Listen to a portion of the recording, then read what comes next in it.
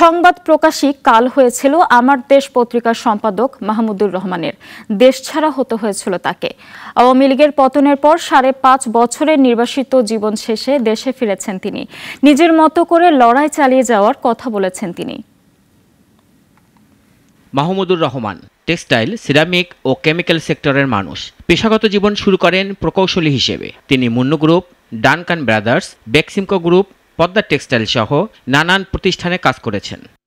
রাজনীতিবিদ না হয়েও ২০০১ সালে বিএনপি ক্ষমতায় এলে তিনি বিনিয়োগ বোর্ডের নির্বাহী চেয়ারম্যান ও সরকারের জ্বালানি উপদেষ্টা ছিলেন। ২০০৬ সালে বিএনপির পতন ও সেনা সমর্থিত সরকার আসলে জরুরি অবস্থার মধ্যে মাহমুদুর রহমান কলামিস্ট হিসেবে নজর কাড়েন। ১/১১ পর আমার দেশ পত্রিকা চরম আর্থিক সংকটে পড়ে। এর মালিকানা মাহমুদুর রহমান কিনে নেন, হয়ে যান পুরোদস্তর সাংবাদিক। একের পর এক বস্তুনিষ্ঠ সংবাদ প্রকাশ করতে থাকে পত্রিকাটি। মাহমুদুর রহমানও তার ক্ষুরদা লেখনীতে তুলে ধরেন বিটিআরসি ভারতের কবজায়, হাসিনা পুত্র জয়ের দুর্নীতিসহ নানান খবর।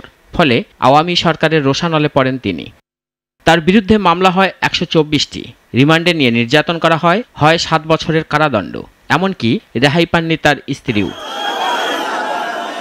বাধ্য হয়ে নির্বাসিত জীবন বেছে নেন তিনি। পট পরিবর্তনের পর আজ ৫.৫ বছর পর তুরস্ক থেকে দেশে ফেরেন তিনি। পরাজিত ফ্যাসিবাদ বিদেশে বসে তার বিদেশি বন্ধু, বিদেশি প্রভু, তার কোনো বিদেশি বন্ধু নাই, তার বিদেশি প্রভু এবং বাংলাদেশের এজেন্টদের দিয়ে বিপ্লবকে নস্যাৎ করার অপচেষ্টা চালাচ্ছে।